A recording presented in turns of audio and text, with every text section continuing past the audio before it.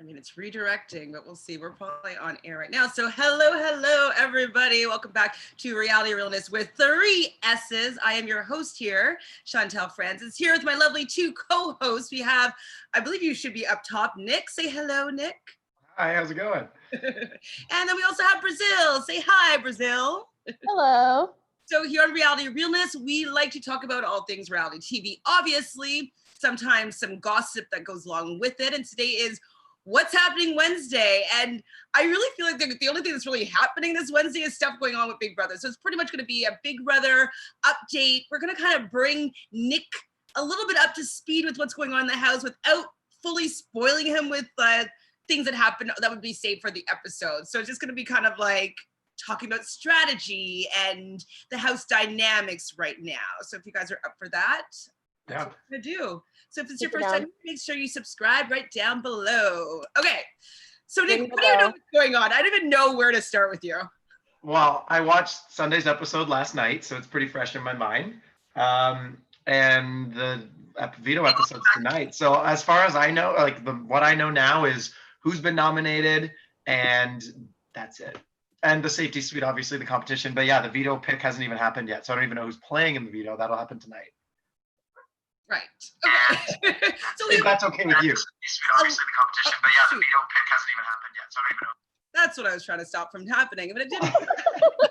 So anyways, what did you feel about the safety suite competition? I know you're a server. So do you think you would have done well with that one? It was a little bit confusing as to how it worked. Like, was it... Yeah.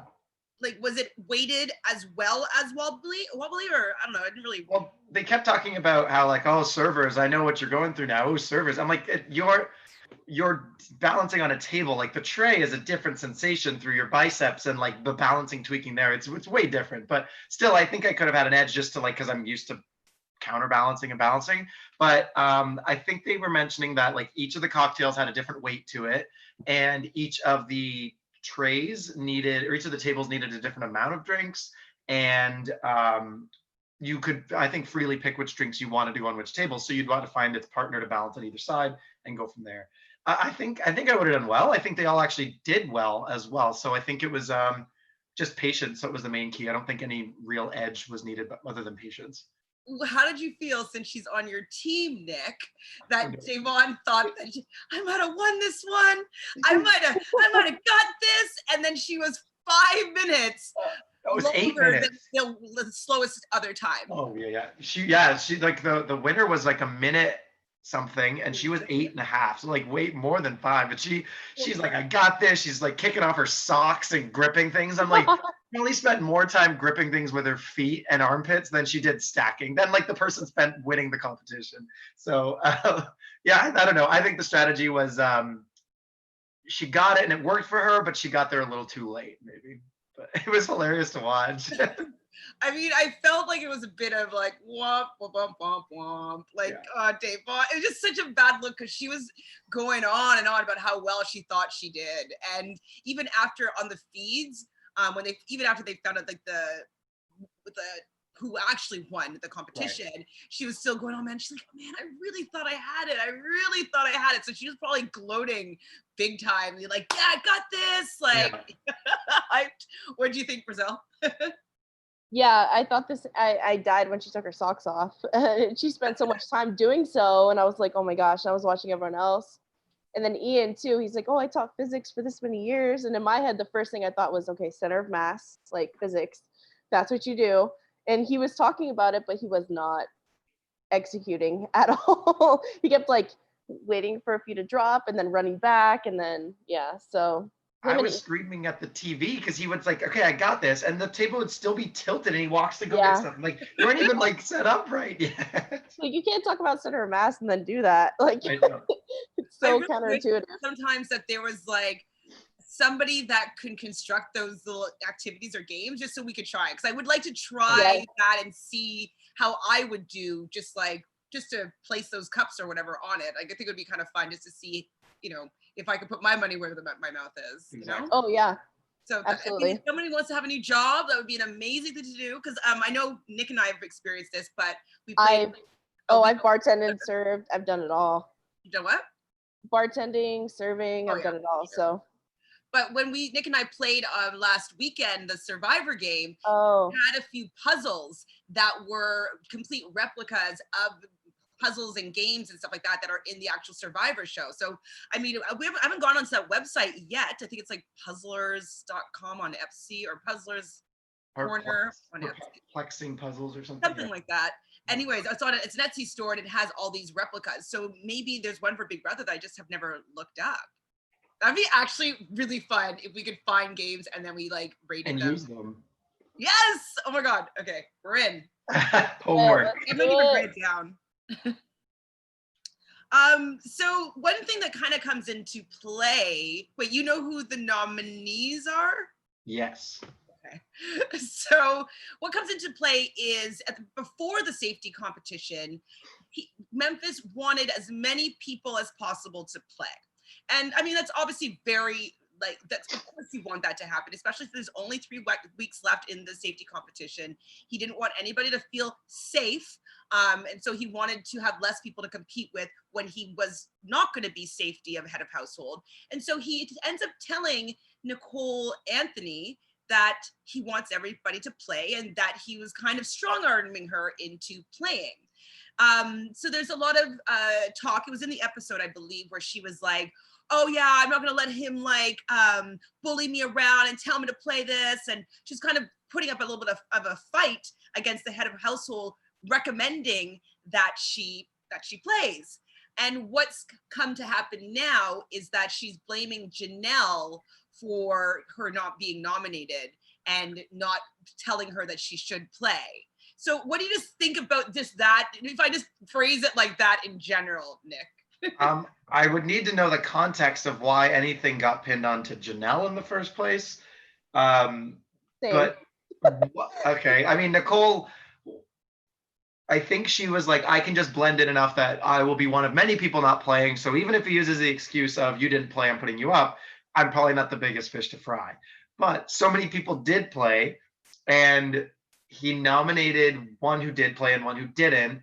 And I don't know exactly why it was Nicole, but he was alluding to it. But I think he was just really hoping everyone would play, and then he would nominate whoever he wanted to at that time.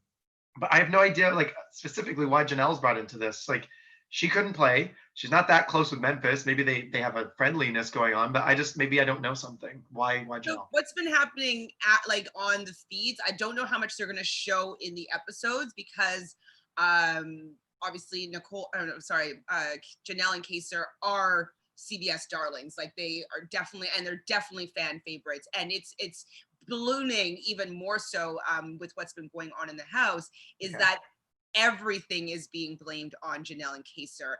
Everything that they're doing is some sort of ulterior motive. Anything, like Janelle breathes, and they're saying that Janelle's trying to take air away from me. She's so evil. And so this is the narrative that's starting to come out about Janelle. And like, I wish I showed you the clips, but there's some clips of people just being like, Janelle. Like they wake up in the morning and the first word that they breathe on their lips is something negative about Janelle. And so Kevin, who's supposed to be Nicole Anthony's number one, has started breathing in that negative energy into Nicole Anthony, saying that Janelle's evil, this and that.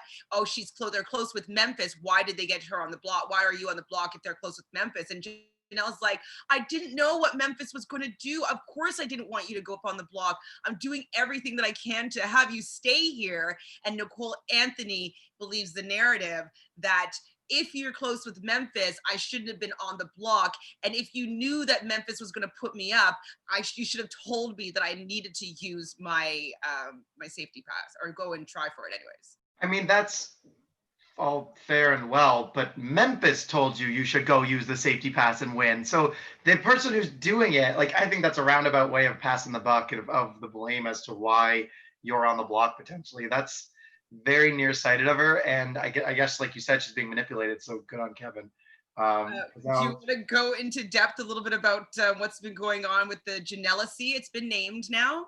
The Janelacy is in the house, and it's actually, I'm actually feeling quite sad for Janelle and Kaser because they don't know that people are actively speaking ill of her and she has no idea, and she's fighting for Nicole Anthony, and Nicole Anthony at this point is saying that if she stays in this house, she's going after Janelle and Kaser. So she's gone that far. She's like, I'm not going to say anything to them right now because I want their vote, but should I stay in the house, that they're my targets. And it's not, she's not saying that as I'm just saying that to stay, like she actually means it.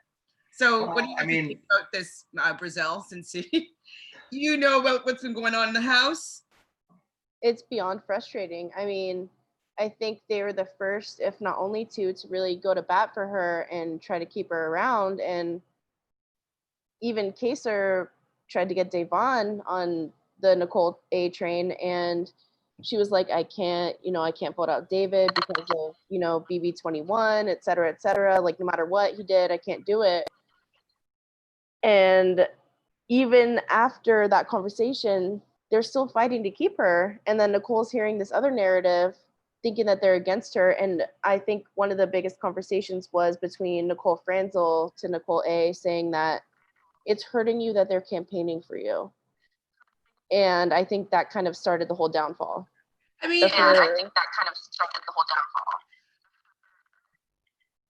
it is true that them campaigning for Nicole Anthony is hurting their game because people are so angry at Janelle and Kaser for whatever reason. They've created this whole false narrative based on. It's like everything that's happened in the house, if there's some sort of lie or deception that anybody's done. So Devon has been spreading all these lies and stuff like that and trying to use lies to see if Tyler's lying and all. She's doing a lot. And it always comes back oh, well, like Janelle probably, like, she did that. And like, why is she doing that? Why is she doing all these things? Why is she being such a horrible person? And Nicole Franzel is like, oh, I hope that the edit shows her like how she really is, because there's no way she could have any fans anymore. She's so horrible. She's disgusting. Like, just going on. She's like, I invited her to my wedding and she still wants me out of this game. And it's like, we're all screaming. I haven't actually even been able to watch the feeds as much as I want to, because it's only about them bashing Kaser and Janelle. Agreed. It's almost exhausting because it's so untrue. And I don't know. I feel like a few of the people that are going to come out of the house pretty soon are going to eat their own feet when they realize. Of feet eaters, huh? I mean, it can't be more opposite of what's actually going on. And I think it's mob mentality for sure. Like, yeah. It seems a bit like psychological warfare, and I don't know who's really gaining here, except everyone is gaining as long as you're above Kaser and Janelle. Essentially, yes.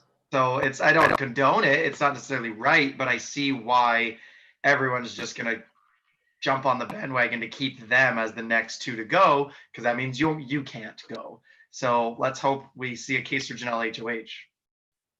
I mean, they're in a do or die scenario right now. Like, every single person's against them at this point, which is fine. But one thing that's been transpiring is, so Kaser is setting up, like, showing people what is going on.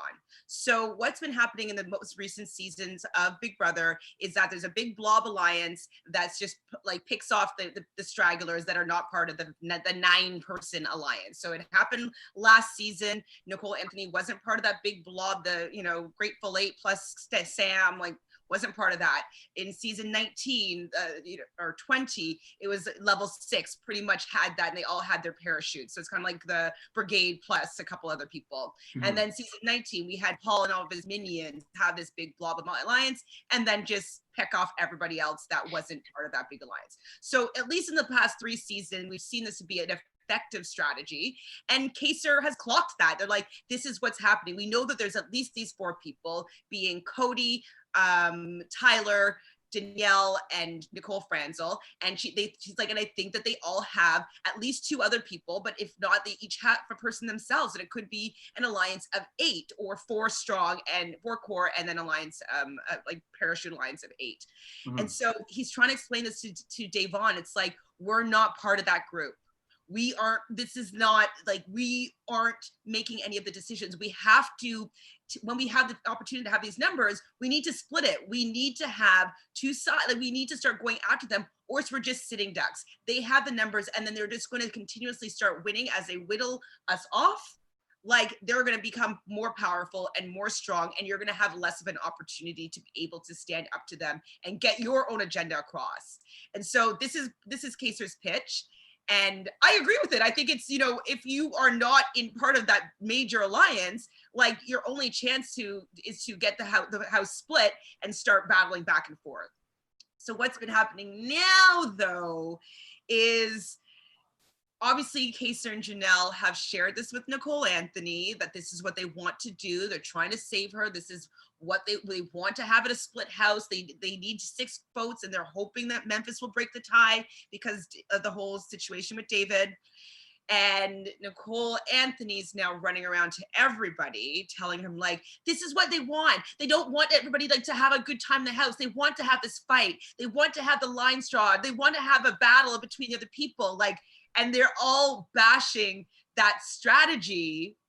And so it doesn't look as though they're going to be able to get the votes. So they're in denial that this massive group already exists or has been existing in past seasons, and trying to tell members of the group that it's happening to look good in their eyes, but still are going to fall victim to it eventually. It's actually like Pretty an much. inevitability. Because, for instance, like, so most likely if Janelle and Kaysar do not win head of household, Janelle's going to be gone. Well, it depends on if the boys get to control or not. But the boys want Kaysar gone. The girls want Janelle gone. So we'll say Janelle ends up leaving this week. And then I don't think Kaysar will go that quickly, because it looks like that Ian wants to kind of groom him to work with him. And then I think that Bailey and Davon will be up next. I do. Because people are already being wary about them. Vaughn has been lying a lot. Bailey and they're a strong duo. I think that that's going to happen. And they're going to be like, damn it, why didn't I take that opportunity to try to break this major power up when I had the chance? So, well, and also to go like a little bit back, Bailey and Cody and Devon got into it a little bit about how I think Cody came up to them and said, like, how come you're not telling me things that Janelle are saying? And they were like, how come you're not telling us things that Janelle's saying? And then they kind of like were at a stalemate about how, neither one of them are telling each other things, but they're supposedly in this like bigger alliance. Yeah. And so I think everyone's kind of on edge a little bit about what to share, what not to share. Because I think they share everything that Janelle and Kaysar say. Exactly. Every single thing, and they spin it in a way that's not actually true. Yeah, it's really painful. It makes me not want to watch, because it's so far from what's actually going on that it's, I don't know. Sounds like everyone's playing really hard, like almost too hard. Well, they're playing with an entity, the boogeyman version of Janelle and Kaysar, as this whole big thing. I'm like, if you guys are all bitching and talking about her and him and saying that they're these masterminds and they have all these minions, but everybody is talking about them, who do they have? Who's so scary? No one's asking who, no one's asking why, no one's asking where, how, when. Like, everyone's just like, okay, Janelle and Kaysar, okay. Like, no one's asking any questions that matter. Like, who do they have? Who are they aligned with? Like, ugh. To be fair, as a bit of a counter to all this, though, we've seen duos that everyone knows exist and people just say they're going to deal with later, always get to the end. Like Kayla and Derek on BB Can, and like these couples, if they aren't broken up, they will just weasel their way there. So I get why, especially these two who have such a reputation that they do, you need to go after them and break them up and do it sooner than later. So maybe the whole house is just like, we got to get rid of them and let's just do it in any means possible. I get what you're saying, but neither of them have gotten far together. Like, it's always been Janelle very far on her own, Kaysar before jury. So it's not like it was like a Cody and Derek, or it's not like it was I don't know. And I guess no one else in the house really has that dynamic either, but Yeah. Like, I mean, I totally agree as into the necessity of breaking them up. Yeah. But when you are a duo, so Davon and Bailey are considered a major duo, you want to have a major duo in the house or they're going to try to break you up. Same with, you know, Ian and Nicole Franzel. Like, having a major duo in front of you is important or they're going to come and break you up. It's just fact. And like the duos should have all got together and worked Agreed. together. Yeah.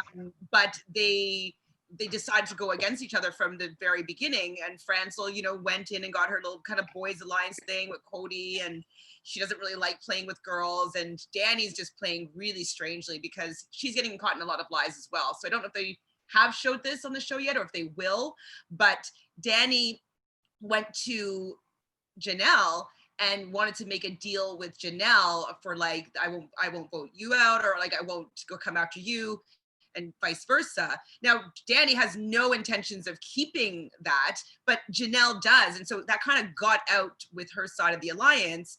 And obviously Janelle looks bad about it, but Danny got a little bit of heat from that discussion as well. So they're all making really bad mistakes, I feel. And yes, I could totally agree with you when you say that get the duo out, but they're not realizing that they are not going to have any power if they're not part of the main structure. And people are just like, oh, Tyler has nobody. It's like, Tyler has everybody. Tyler literally says a Doing lot it of again. nothing and gets a lot of everything. So. And Kaser even brings to their attention being that, so why do you think that they want to keep David over Nicole? And like, so you just ask that question. They can't even answer that question. Well, one person answered that question, no? Who? Davon. Well, no, Davon. I meant everybody else. But yeah, Oh, okay. Davon wants to keep David because she wants to hopefully be final three. Final three would be 3 Black people. That's never happened before. So she wants to make history that way. And she felt that obviously he was very mistreated in his past season. So she didn't want to be the one that voted him out. Honorable, great. But I don't think that keeping him is going to make that happen. In this, I think that she has more likelihood of going to the end herself than if she keeps him. And so she's gonna have to carry him the whole way. And he's tighter with Tyler. David and he will cross. Tyler brought him in. He will cross them over, or he will cross the girls to align with the boys. He wants to be cool, you know. He wants to like be part of the group. He wants Him to. and Nicole Anthony both, I feel like, missed that mark on their season, and now they're both on the block and they're both self-sabotaging. I don't know. Can we talk to Nick? Oh, never mind. Yeah, we can talk about a house meeting. Well, I was going to talk about how David told Nicole, like, I have the votes. I mean, yeah, that happened. That happened before anything was solidified. Yeah, so David basically told Nicole, like, last season was your season. That was your storytelling. This season's my season. I'm staying, you're going. While she's already crying. Like, in layman's terms, like, or, you know, that's essentially what happened. And everyone was like, whoa, where did David get this, like, kind of confidence? And I mean, this was, I think, the night after they got nominated or the night of. And I'm like, you guys have a whole nother... Before a veto pick even? Yeah. Wow. So people are selling him the world. Well, I mean, he does have the votes. Like, at that point, he definitely had the votes. You know what I mean? Like, Yeah, but you don't say you have the votes because that's the one thing that will make sure that maybe not having the votes becomes reality. Like, you just keep quiet and you follow through, or else people are going to start knowing you as a blabbler. Like, you blab about everything you hear. He told Davon straight up that he said that, and Davon was like, why would you tell her that at her lowest point? Why would you tell her that? And even knowing that Davon is like his, I think probably his number one advocate to keep him there at that point. And even she was like, why did you do that? Yeah, you should not have done that. Well, it's going to put a fire underneath her for the veto even. Like, it's just like, you don't need to back someone into a corner even more. Like, keep them confused so they maybe don't have the mental willpower in an endurance veto comp right now. Like, you can psych people out. I'm trying to figure out why he did it. Like, I watched the scene a couple of times, and it seemed as though he was trying to comfort her in a sense. She was like crying and like just didn't want her to you know, fights super hard, and then like he doesn't know how to play the game, right? He doesn't know like that this is all wrong. And so because how she responded was like, oh, thanks for telling me like what things are on. Like I feel a lot better knowing that that's where my position in the house. Like, okay, like, so that's how she kind of responded. And I think that's what his intention was just to kind of like let her down easy, you know? Well, like the tone of how you tell someone too, like it could be just like keeping her in the loop so she knows to fight or campaign more out of like respect, as opposed to just like, haha, I have the votes, you're gone, and like doing it in a like how Janelle would have done it on season 6 or something like that way. I thought that Brazil was describing the second way, and I was like, oh, why would he do that? I mean, he was like rubbing her back whilst doing so, but the words that were coming out were like so cringy. Oh. Oh. He's a very, very bad player. And the fact that, you know, I think that he's going to last longer than Kaser and Janelle. Oh. Don't put that out there. I mean, HOH is everything, right? Next week or this Thursday tomorrow. What scares me is that the trend has been lately for all these competitions on the show is that physical like abilities is coming more into play than before. Like there used to be like crap shoots, like some stupid like wobbly golf swing thing, or like a ball, it's a weird spot, like where your strength didn't come into play. And I'm just worried that strength is going to come into play, and one of those big guys are just going to take it. Like another, not Memphis, but like Cody or Tyler will take that win this time again. Yeah. I find it's like 40% of the HOHs are questions, like true, false, before, after, A, B. Like they're just always questions. So I don't know. I don't know if I agree with that. You don't think so? After every eviction, it shows them in the backyard in their little booths waiting to go. That's just what I think of an HOH comp, or it's a crazy endurance that leads into the next episode. Those are like the two HOH comps. Well, if it's live, I feel like it's the A or B answer, but if quickly. Mostly, or it's roll a ball down a thing. So I've always found veto comps way more complex and more engaging and interesting. The veto competitions way more than the HOH comps, but I just really hope that it's something that's very winnable for Janelle and Kaser, because if in fact they aren't able to keep Nicole Anthony, like they are definitely public enemy number 1. But if they have a little bit of power, they may be able to bring in all the loose pieces that they're still counting them. Like anyways, like Bailey and Devon, they still consider them a number. They think Christmas is a number, and Christmas is completely lying to their face about like everything. That's also really frustrating, is that from what I've seen, Janelle and Kaser haven't done any lying, but that everybody is completely lying to their face about where their votes lie, what they're going to do, who they're like, just completely lying, which is part of the game for sure. But they're just holding Janelle and Kaser to this standard that they're not even holding up for themselves. It's so frustrating. Christmas is one of them that's like, oh my God. And Janelle, she came into the room and she sat and she just stared at me. And I was like, probably not, but like she's like, yeah, like she's just like, I don't say anything to her, like I don't tell her anything, but like she just comes into her room and stares at me, and it's kind of like she probably came into the room and just like, so what's up? Takes me back. And then Christmas ignored her. Right? And then Janelle's probably just like, okay. Well, here's a question: who do you think would, if they won HOH, would actually not nominate Janelle and Kaser at this point? Maybe Bailey. Okay. That's it? Bailey, everyone else is going to nominate Janelle and Kaser? I think possibly Devon via Bailey. Possibly, but via Bailey, I think if she really is that serious about their duo, then she'll. Because Janelle and Bailey have been bonding, right? But Bailey has to stand up for her. And that's another thing too that's been really frustrating watching on the feeds, is if I heard people bashing somebody else, I would be like, hey man, like that's not cool. Like maybe you shouldn't be like saying stuff like that. Like, yes, I understand it's annoying, but like she still has a family that's watching her on They're TV. probably, yeah. Right. Like, I don't know. It's just, it's really gross how they're treating her. And like, I've been really sad for Janelle. And Janelle, she actually was crying the other day over Nicole Anthony, because she's like, I don't think I have the votes. And I feel like I'm supposed to be there protecting her. And like, I'm doing my best, but I just don't know if I'm going to have the votes. And so Janelle's crying. She's cried one other time while she's playing this game. And that was 15 years ago when Howie went home. Like, she doesn't cry. And she's crying over Nicole Anthony, who thinks that she's like Satan. Why did Nicole Anthony and Janelle ever have this obligation to each other, or it just seems the one way to the other? Like, why is Nicole Anthony on their radar as a friend? So, as a what? As an ally?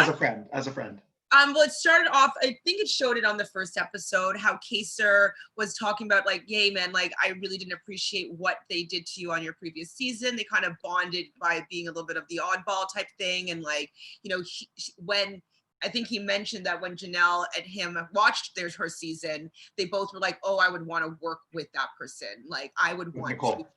Yeah, with Nicole. And so they both felt that because of the ways that she's treated, that she was also loyal and like she was trustworthy, and just like outwardly seeing her was someone that they would want to work with because they seem to have their values in line. Right, okay. So that was kind of the beginning of it. And then, you know, Janelle just was they were strategizing and talking and taking a liking to each other. And Janelle's doing her makeup, and, you know, they wanted kind of the same things within the house. And, you know, Janelle just was being nice to her. They were a natural bond of living together also helped create that, it sounds like. Yeah. And so, I mean, I thought it was quite an organic friendship kind of morphing.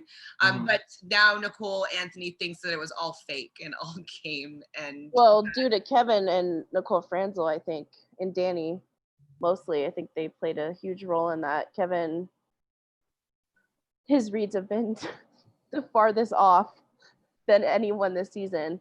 And kind of because Nicole Anthony and him supposedly have a final two or whatever. No, final two, it's somebody that sucks. Like, it just shows where both their heads are at.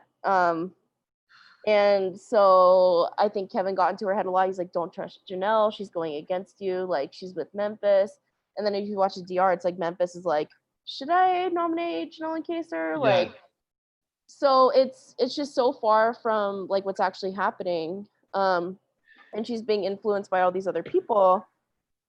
It takes a Kaser HOH or a Janelle HOH for all these secrets to finally get some clarity, some to rat on others, and then make them fracture. And that's what I think will happen. What is on the table right now is, because Nicole Anthony is so mad at Kaser and Janelle, she wants to call a house meeting to expose Janelle and her lies. So what was it called again, Brazil? The house meeting name. Oh, someone, I forget who it was. I don't know if it was Tyler, but someone was like, you should call it Nicole's funeral. She's calling it something like Nicole's truth and Janelle's lies or something, what she wants to call it now. But Nicole's funeral would be terribly embarrassing. But yeah, because Dan just tried to flatter everyone in hopes of making them feel bad for him. And then Nicole's going to go out there and just trash Jaser when they're doing nothing but campaigning for them or for her. Wow. And the only person that's told her, yes, this is a good idea, do it, is Kevin. Of course. Tyler's a little bit been maybe kind of missing her a little bit, but for the most part, it's just been Kevin. Well, the last house meeting Tyler was a part of obviously didn't go well in Tyler's favor. So, and correct me if I'm wrong, but Dave Vaughn called a house meeting and then went home that week too. So, I personally want a house meeting because I'm feeling as though I would like all these things to come up. What people like Danny has been kind of deterring her from having the house meeting, saying like, you should go around and do like individual chats, which she should be doing anyways. Like, why aren't these people going and getting some security with every single person in the house? Like, I don't know there's no gameplay. Like, but do you think that the house meeting will hurt them though? Because it's going to be 14 or 13 against the two of them.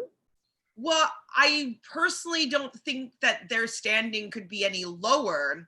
And True. I'm thinking that maybe some of the lies will kind of come up when Janelle will be like, that's not true. Like, Danny, you came up to me and you said that. Tell me to my face that you didn't say that.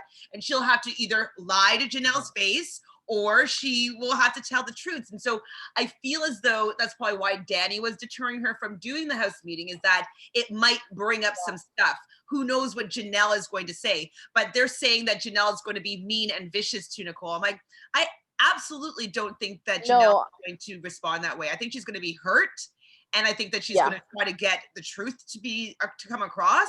And I think she would be trying to console Nicole Anthony, because it's like, oh my God, you think that? Like, she's like, I'm here fighting and crying over you. Like, absolutely not. I don't think that she's going to go and attack Nicole Anthony. No, and I think Danny has the most to lose at this house meeting, because people in her own alliance are already questioning her and being like, you know, she's saying this to this person, not to that person. Like, can we really trust her? So I think Danny has the most to lose. And if anything does come out of it, I hope that's the case, because I don't really see Danny's strategy throughout all this other than clinging to people that she think will go far, which I guess is a strategy, and I can't hate on it. It's just not what I wanted. Like, as a fan, obviously I wanted her to be loyal to Janelle and, you know, the old school unite and go far. Which is, her and Janelle kind of played similar games on their first seasons each, like having to winning and making huge moves and getting far. So yeah, and she's just kind of going against the grain and kind of like floating here and there and like protecting Franzel at any cost. And I don't. It could be Janelle protecting Franzel, and I'd be super pissed. So, you know, I don't know. It just, she happens to be the one doing it. It's funny to me, because I was thinking after watching last night's episode that like Ian is in the most danger and everyone's after Ian, and like there's so much talks, and now it sounds like you guys haven't even mentioned Ian once. So I'm like, wow, like it's different, or a lot can happen in those 2 days. Mention that Ian right now is that that's Memphis's target. Memphis's target was actually Ian. And so with Christmas saving Ian, it just took that as an option off the board. I personally wish, like, I really like Ian. I want Ian to go far, but I think that it would have helped the Janelle side of things if Ian had gone that particular week. What? You don't think it would be better if he aligned with them and like? Well, that I just don't think he's just too underneath Nicole Franzel's thumb. Like, there's no way that he's going to go against her. I don't know. I have faith. See what's happened this week. If he finds out that Nicole Franzel is aligned with who she's aligned with in like the 10 other side alliances, I think that he would be. I don't know if it's a spoiler, but he said he's not happy with the way that the game is going, and that he's willing to join Jacer. And I don't know if that's like, if Janelle and Kaser can survive next week, my prediction is that they will find someone. Someone will either see the bullying from the house meeting, see that it's a loyal duo who has no one, and rope them in, or they'll win HOH and have some power. Like, I just predict that they won't be on the bottom. Should they survive the next couple weeks, I think they will start finding people when all the lies come to light, because no one is going to let these lies and all this misinformation remain unsettled. I think it's gonna eventually get muddied up, and everyone will learn the truth eventually about maybe Danny or Davon or whoever you're saying is mostly lying. Like, I think they all are, but they all are lying so much. I think best case scenario for Ian is if Christmas wins HOH, because she's already divulged in the episode that the reason why she picked him for the safety suite is that she wants him to keep her safe later in the game. So if she wins, she will keep Ian safe, but I don't think she will keep Janelle and Kaser safe. So I'm trying to think of that perfect person, and the only person I can think of is Bailey, to win HOH that will keep all of my favorites safe. But she won't put up Christmas though, unfortunately. No. I don't care about that. Like, you can put up, like, I don't think she put up Tyler either, but maybe she'd put up like Cody, and she has that kind of foursome with Cody and Enzo. I know. So it's like, who does she put up? Kevin and. Nope, she won't put up Kevin. Sounds like none of you wanted Nicole Franzel on your team, but I just knew that this would happen, because that's how Nicole plays this game, is that she gets in good with people. You trust her because she sounds simple, but she's very smart and she's very good at the game. Every little chat that, because I'm watching it with Guy, he doesn't know her and hasn't seen her seasons, and I'm just like, yep, that's Nicole doing what she does, and he's just like, wow, she's pretty good. I'm like, she is like, so she's definitely good at Big Brother. You know, yes. she's able to. She figures out how to make really strong bonds with people that are willing to keep her safe, and that's a really great you know, ability to have. And she's also can make people feel kind of sorry for her, make it seem like she's not playing that hard. She kind of is like victim-y and like, she's not intimidating as well to protect. Like, you don't want to protect someone that's so charismatic or great at comps, and she doesn't seem like she is either of those things, but she is. So she just, I think she has like a very good above average gameplay, but not like Janelle or like Danny even, or just like crazy, like revered player that she can kind of still look like, we don't need to deal with her yet. And that's what she does. And she's done it multiple times now. Well, the reason why I don't have her on my team is like, I just don't enjoy watching her and I just didn't want to root for her at all. Oh, I try to pick winners. That's why I draft a team. I just did not want to root for her. I didn't want to be like, oh, she's on the team. Hopefully she does. I don't want her to do well. Yeah. I don't want her to be the first 2-time winner at all. Oh, at all. No, please. I no. do. At all. I mean, it looks like it's either going to be her winning or one of the 3 guys. So Enzo, Memphis, or Cody. I was thinking Enzo and her were doing like the best, just from what I'm hearing now and what I gathered from the episodes. It was like her and Enzo are doing the that best. is why I picked Enzo, and I can root for Enzo because yes, he's not doing as much bad talking about Janelle as everybody else is. And he's just like, he's light. He's not mean spirited. He's just kind of goofy and like, he's definitely gonna go far. I think he's gonna get to the final 3. And if he wins that last competition, like he might be sitting in the final 2 chair, like, and he might get the points or the votes in case, depending on who he's sitting beside. So I think he's the same, above average at the game, but not enough to be like, oh man, we got to get Enzo. Why is Enzo still around? He's terrifying. Like, they both are really good at that, but there's still forces within the house, but there's always someone scarier than them. And that's the kind of, I felt like even Brazil and Cheesecake, that was kind of your thing. Like, you're above average. Everyone should be scared of you. They weren't. I kind of was, but I was just like, never. No one ever wanted to get you out, ever. And like, I think that's Enzo kind of, and like that's what will happen with Nicole. You have a Nicole Franzel game. Yeah, textbook Franzel. Nick, we never fought until now, but this is our first fight. You're Franzel. Yeah, I'm Alvin. I'm Nicole Franzel. Can I just be Brazil? Yes, you can be Brazil. No, I'm just kidding. Shout out to Alvin. I guess it's fine. But yeah, no, I know what you mean. I think it's a safe strategy to play. I mean, I always wondered how I would do in this situation. And I think just combined with me working, if I wasn't working full time, I think it would have tanked my game, honestly. Because I think I would have been trying too hard. And I would have been like trying to be more involved, but it was like I was so tired during the day. There was the time change difference. And I think I was able to just kind of put in all my effort when I needed to. And then so I think that did work in my favor. However, you were quality, not quantity. And I think someone like Ryan or Curtis or even me was quantity and quality, but mostly quantity. And like, we were known as big, talky, hard playing people. And I think that's what like Janelle is known as. And who else this season? Like Kaser. Yeah, Kaser's really pushy that way. I think Memphis kind of showed that he's a lot like that. Like it's kind of like what can take you from an above average non-threat to we got to get rid of this person next is how vocal you are about strategy. And that's something I need to work on for my own game, is that I'm always trying to like have everyone see it my way, or maybe dictate how things are going to go, or like get your feedback and like try and change your mind. And I'm very vocal that way. And I think that's one of my downfalls. And then people think of that as a huge threat.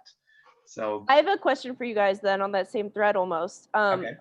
You know how Memphis like claims that one of the reasons why he nominated Nicole was that he told her to go for the safety suite and she did not? Yeah. Do you think if she did, he still would have nominated her? I personally think that was a great out for him, and he was telling everyone, knowing that not everyone will. Either everyone plays and he's the only one who can play next week, or only half people play and half don't, and he can use it as an excuse nomination speech. And I think either way he wins. So I don't know necessarily if it was going to be Nicole had she played versus not playing, but I think because she didn't, it was a great excuse. Yeah, I agree. I agree with that. And if she had played, though, she's not as threatening for next week as someone to be going after her. And so I think that, maybe she still would have been nominated, but he might be more on board with her staying if she didn't have the safety suite to be competing against her in the final week. And so I think that having the votes to stay is also because, like, it's a possibility it could be a tie this week, and he would be the tiebreaker. And so he would rather have someone there that cannot play the safety suite rather than her who can play it and take it away from him and not allow him to win. So I think that Nicole Anthony should have used this and be like, after the fact, okay, shoot, I messed up, and be like, listen, like, I know that you did say that. I will use it on you. I will use this. If I were to win the safety suite, I will use it on you to guarantee you that, like, me winning is not going to jeopardize your game. That's what I would be going for, like, hard. It's hard for me to think that she's not looking at Memphis how she looked at Mickey a little bit, like how she's like so intimidated by like that kind of presence, and she says she's not, but in reality she kind of is, because she won't. At least from what I've seen, she hasn't really gone and talked to him after asking him like, should I play in the safety suite? And from what I've seen, he's just pissed off that he told her to play and she didn't. And from what I've seen, he's not very approachable and or wanting to really talk about any strategy or game, because he has who he has in his corner, and that's kind of it. So I don't know, it feels, it's painful. It's painful. I think he didn't necessarily know who his nominees were going to be, and he wanted to see who would listen to what he does and fall in line, and who would go against it. And then the people who go against it are probably going to go against you in a lot of other things. So maybe it was a reason to target her. And like you said, Chantele, like, she now has this thing going into next week that other people that maybe he's more scared of don't. So it's worth it to target it for that reason. Kind of like, I wasn't necessarily scared of Brenda as a player, but she had the Ruby, and that's scary in itself. Or like anyone with their flipper left on your season, Chantele, like, it became, okay, now you're a target because you have this little uncertainty. It's a little edge that makes you into a threatening player. Get rid of them. I'm just get rid of people that have variables. I don't want new variables in here. Get them out of here. Unless they're working with me, I don't want them in here. Like, and that's just kind of how it goes. It like becomes a target, a very easy way to target you. And I don't know if she was just like believing in her head that because it seemed as though Memphis was working with Janelle and Kaser, that Janelle would have kept her safe in that regard, because she doesn't seem to believe that it was a possibility that if they're working together, that she wouldn't know that Nicole was being put up. And so she's kind of like, you should have warned me. You should have told me that was like that you wouldn't be able to protect me or whatever. But I'm just wondering, when did like you stop playing your own game? Yeah. But did Memphis tell Janelle that he was going to put up Nicole Anthony? No. Then, oh my God. Memphis wasn't saying anything to anyone except for maybe Cody, like running ideas by Cody. Yeah, and Janelle and Kaser were two of his picks to possibly put up. Yeah. So he didn't even tell Christmas, who's in his alliance, not to save Ian, it seems, which I wanted to talk to you about, because it seemed like Christmas is now in the doghouse because of that. Like their interaction in the HOH room, like Christmas at the end of it, she's like, look, I won. And then she's like this at the end and like sweating and like all like tense. And I was just like, okay, the edit was that Memphis was probably a little intense to her, but I'm like, you can see all over Christmas's face that he was, whether the edit was there or not. So I just wanted to be like, okay, now is Christmas going to go rat on their alliance? Is Christmas like out of the group now? But it seems to no, like.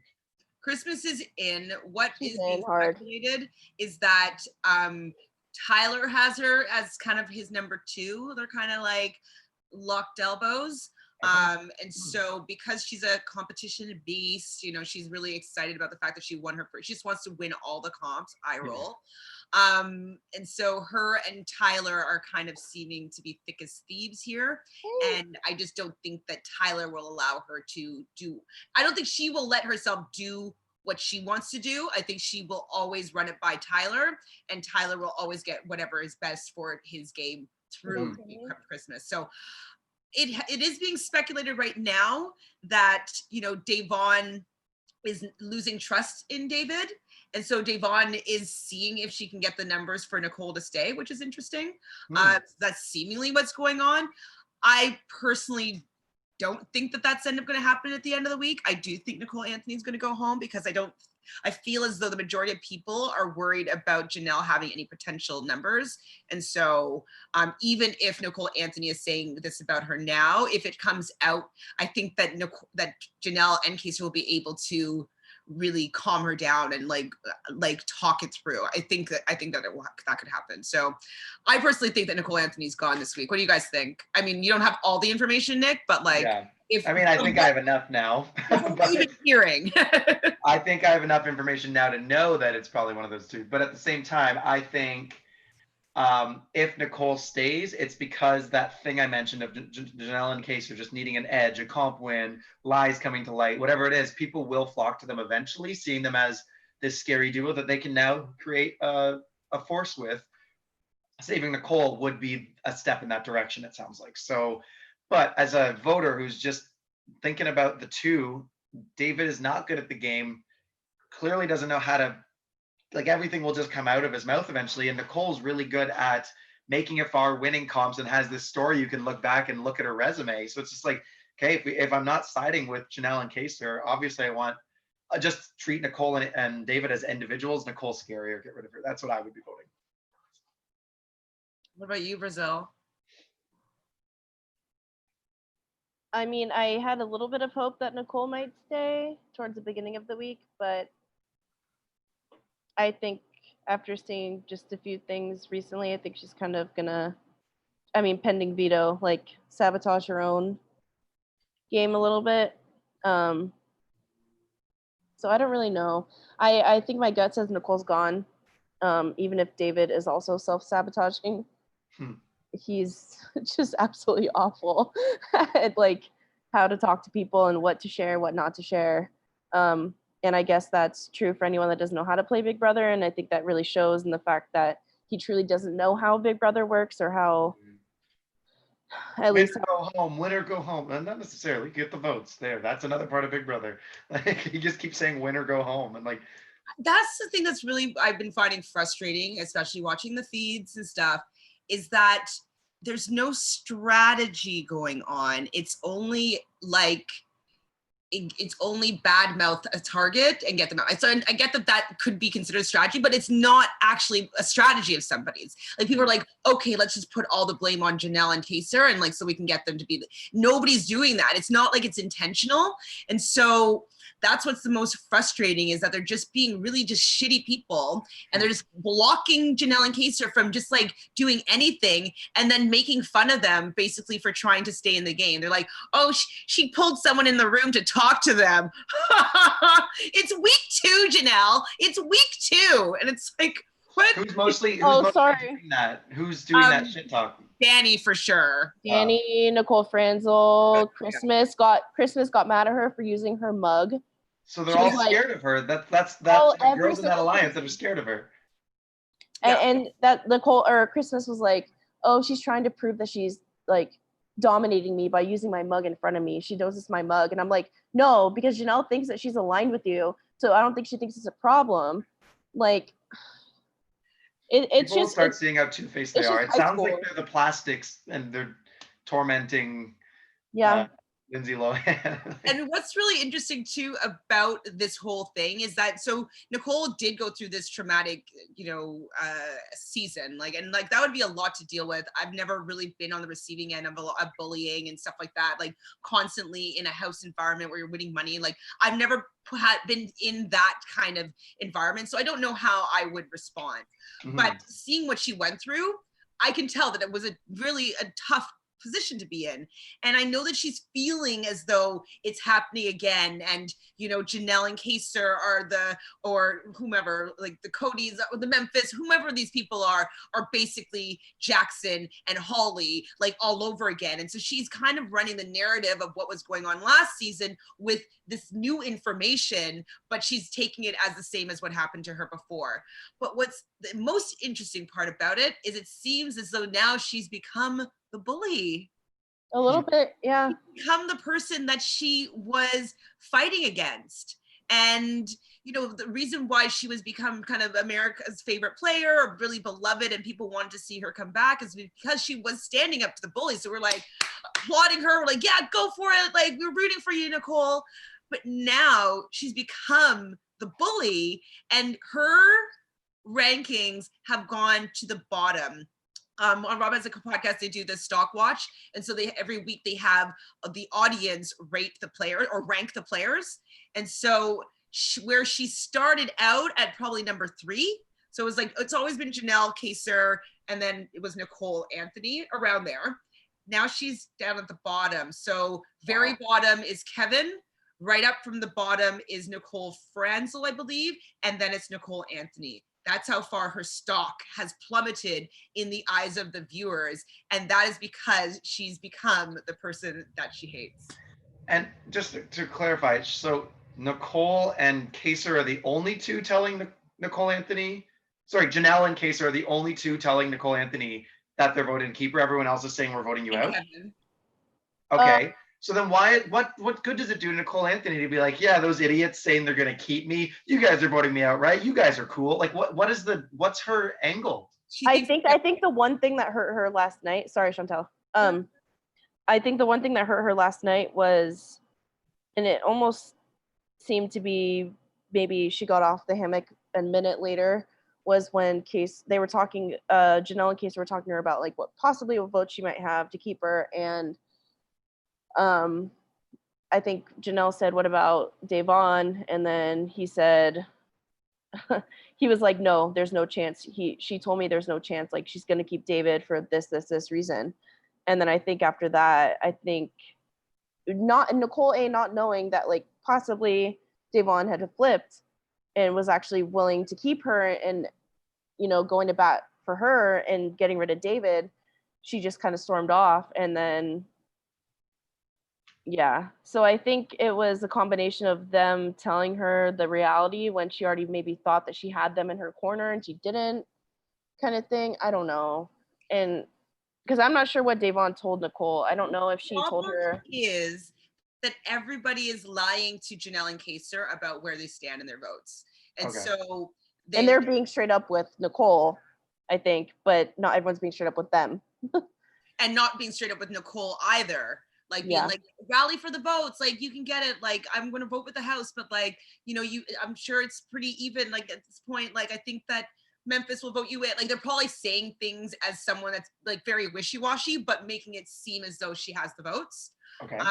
Is what I'm thinking, because and the Christmas, for instance, is like saying to Janelle, yes, I'm voting to keep, I'm voting out David. She's saying that to her. She's saying, I'm with you guys. Yes, let's do this. And then just laughing behind her back, be like, I'm not with Janelle. No way. So they're telling Janelle and Kaser that they're voting Nicole to stay, and they're telling Nicole they're voting Nicole to stay. But they're actually all voting David to stay. Sorry, what was the last bit? But then they're all actually all voting David to stay. Correct. For the most part, yeah.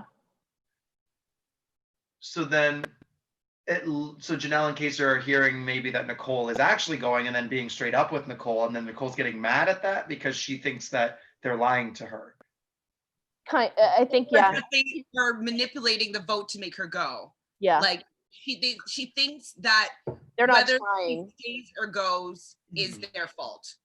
I think Janelle and Kaser should just stop. I guess they don't know it's happening as much as we do, but just stop campaigning for people. Just, they're not on the block. They have a vote. Let your vote speak for itself. Talk to people about it if you're asked.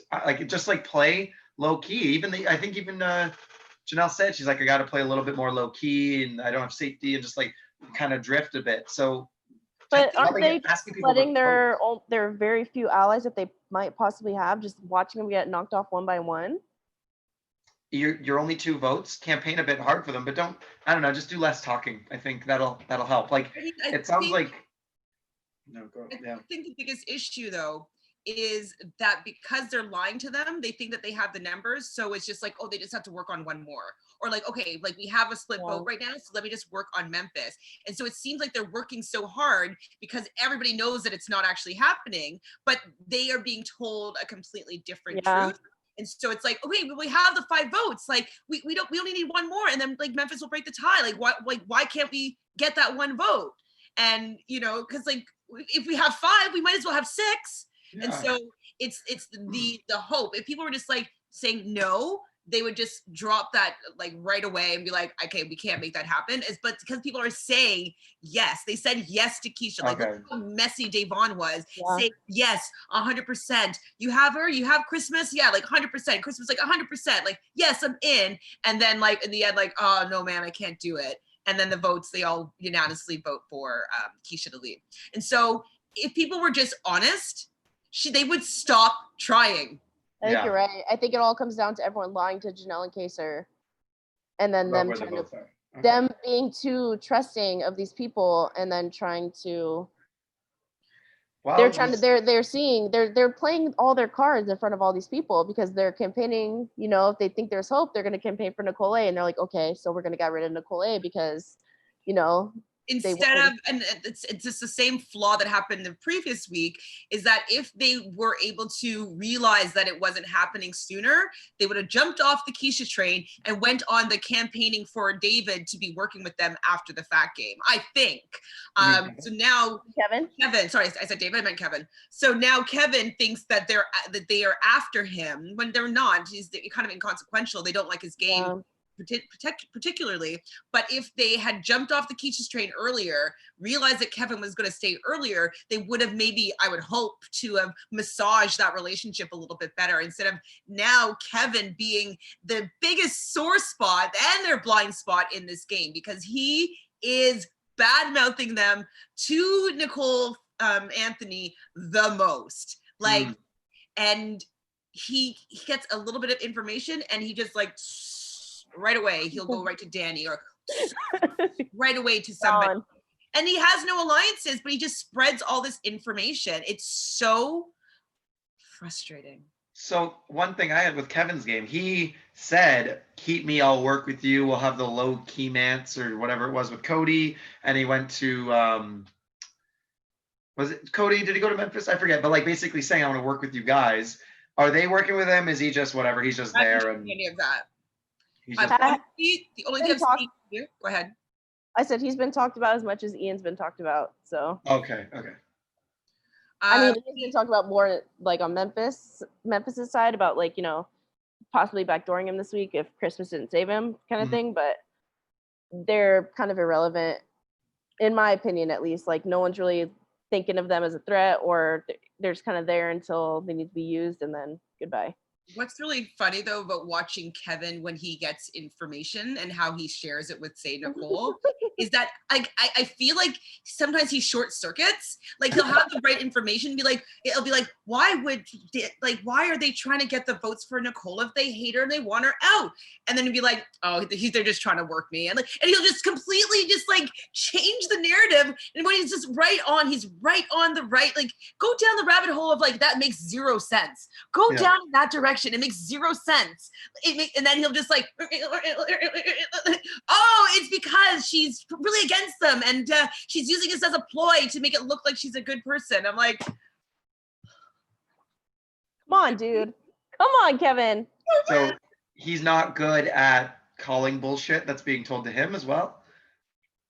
It's that he has the narrative that they're shitty people. Or he creates his own narrative that putting it through that filter. Yeah. So, and everybody has that filter. So they're making them into this big boogeyman, and they haven't done anything other than try to save their friends. And it's so bad, Nick. We've seen, at least in season 6, what happens when a group of people lies to Janelle. So hopefully she wins, or a floater wins, and Janelle can like steer it around, and like we can see that epic like everyone against her to come back from that kind of story. But at the same time, in season 6, Janelle still had like Howie, Kaser, James, like she had that group. So yeah, hopefully we see more of a divide, and it's like this side, that side, and then that's what's fun and interesting. I know when I played my game though, like I kind of played with the Blob Alliance, and you know, then narrowing it back and started with the core 3. And so I understand, of course, how effective that is, and it's quite difficult to penetrate that big blob because you don't have the numbers. It's unbalanced. And so it is very challenging. And like the fact that Kaser has clocked this, like regardless if he doesn't know the exact person in this, who's in this group, it's the fact that Devon and Bailey are for sure on the outskirts of that thing. And they show in that episode that they formed the fake alliance? No. The Slick Six? Yeah, how did I hear about that? I feel like I saw like a whole scene of the Slick Six. That was all in the feeds? Yeah. Really? Yeah. I Yeah, thought but- We haven't even seen who won veto, and that happened after veto. Really? That was Oh my like God. last night, I think, or 2 nights ago, maybe. Okay, well, it's not that important. Like, it's not going to change anything. So, It's the same people in different lines, so it's fine. Okay. so the Slick Six was formed, and that is, if I get it wrong, let me know. Okay. So it's Devon, Bailey. Uh-huh. Is it Danny or Franzel? Danny, no Franzel. Danny, Mm-hmm. Cody, Mm-hmm. Tyler, Mm-hmm. Enzo. Yeah, correct. Okay, so that's the Slick Six. And so they put this alliance into play when they got wind because Kevin told Danny that they were forming a counter alliance that was going to split the house and that they were getting the votes. And so Danny was like, that's so dumb. Like, why would they do that? Like, they always just want to be fighting against people. Like, it's week 2. It's About week 2. Janelle and Kaser, you mean? Yeah. Okay. And so Danny went, obviously took the information back to her main alliance. And so they're like, okay, well, let's bring in Bailey and Devon into a group of 6. And Like so a sympathy. Here, come into our alliance. Yeah, you're in an alliance now, so don't go against anyone. Don't go against us. Right. Okay. That's good damage control in case that scenario does happen for them. Yeah, but everyone's like not taking it very seriously, and I hope no one in that alliance is taking it. Well, I hope everyone but. Well, week 1, wasn't it Devon, Bailey, Enzo, Cody?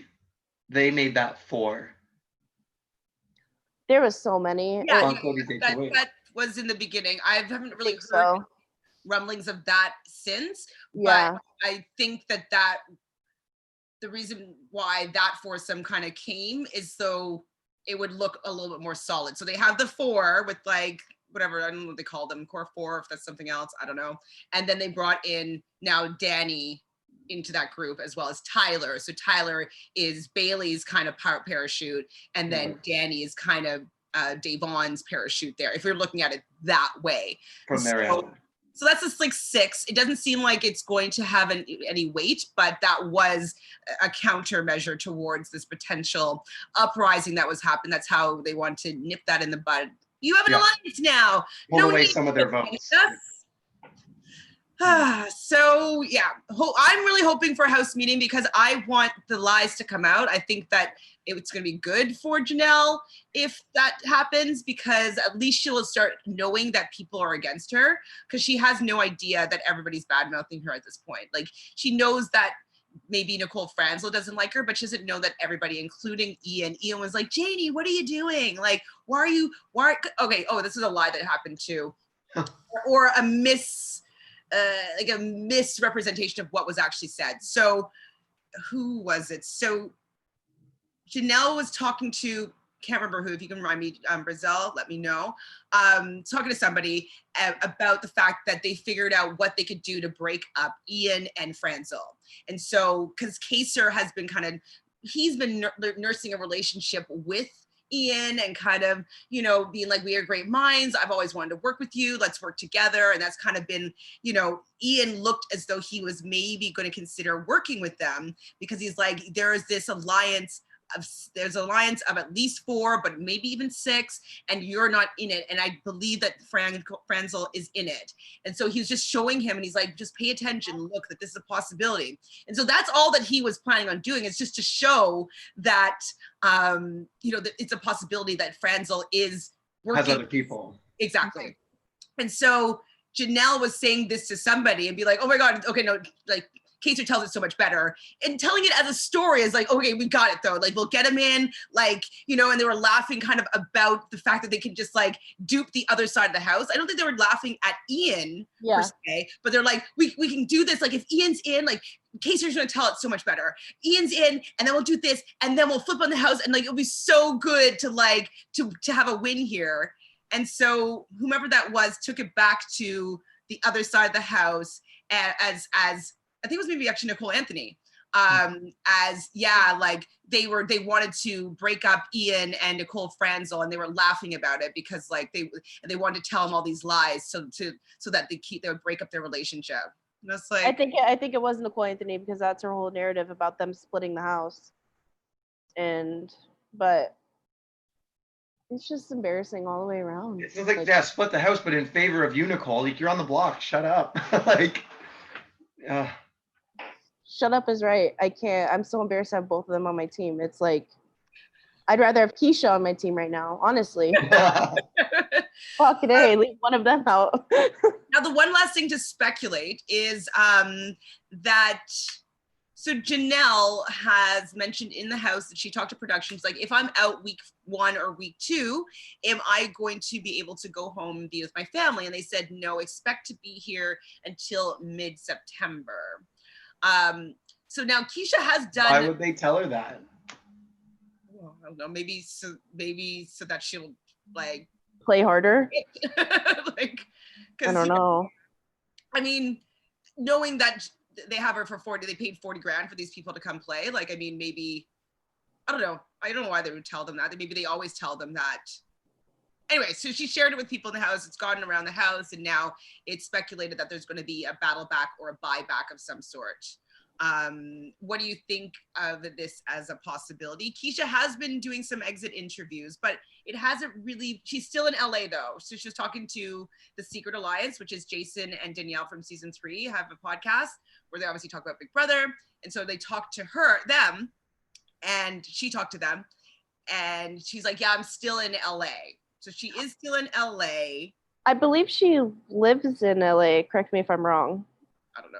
She said still, and when I heard still, I felt that she doesn't live in LA. The only reason why I think that is she said she works at a Malibu restaurant. I could be wrong. But I think that was in her intro video.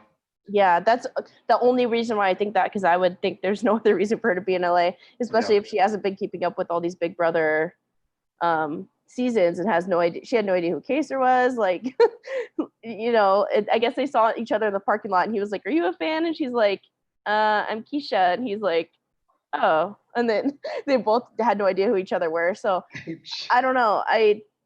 She had no idea who Tyler was. Kept calling him Taylor. Oh yeah. I think for any battle back or any America votes back in kind of thing, they always keep them in sequester though. Like, they don't let them do interviews unless it was a very controlled thing with Jason and Danielle, and they were literally there just to pick her brain and not say, oh, what did you think about this person in the diary room saying that about you? Definitely didn't give out any information in the questioning. Like, they allowed her to say as much as she wanted to say. Rob as a podcast also did an interview with them, and it was just kind of like, how'd you feel about this? Like, what was your perspective? Like, there was no leading questions that would give her any insight to what was going on in the house. So, and it still could have been, it was obviously done like over Zoom, probably in her hotel room. So or as long as beforehand that they were staying in when they were being sequestered. So okay, well, it sounds like it's real then. Do you think maybe they're waiting for a battle back until it's people that they want to battle back? Yeah. Well, if it's till the mid-September, that would be about week 5, which would be right before jury. So it's like an extra week before jury. Yeah, and that's typically standard. It's usually like the first 4 or the first 5 will fight to come back in, or they've done the jury battle back. So like the first 4 of jury can try to come back in like 6th or 7th place or whatever it is. I think you're gonna do, say if Janelle leaves next week, there will be a battle back. Yeah. You know what I mean? I think that they're gonna keep people for the 5 weeks. If there's anybody there that I really need to save, and they'll do it. And if not, they'll let them go to jury. You know what I mean? At that point, like, they're still involved in the game. They're getting their 40 grand worth. And so, yeah, I think that that's what they're gonna do. This might be naive of me to say, but I always thought every twist and game mechanic has to be decided upon up front, and there's like it's decided upon. Like, maybe that's just Canada. Like, I feel like in Canada it's like that. Maybe COVID. I don't know. I don't fully know, because I feel like for COVID they couldn't let Keisha go out and do what she wanted to do and then just come back. Like, I feel like she's going to have to remain sequestered in order to make sure that if she does battle back, she's still going to be negative kind of thing, you know? So I don't know. I mean, I hear what you're saying, but I think that because this is an all-star season, the rules might be a little bit different. They may throw in, what was it called that they did with Alyssa?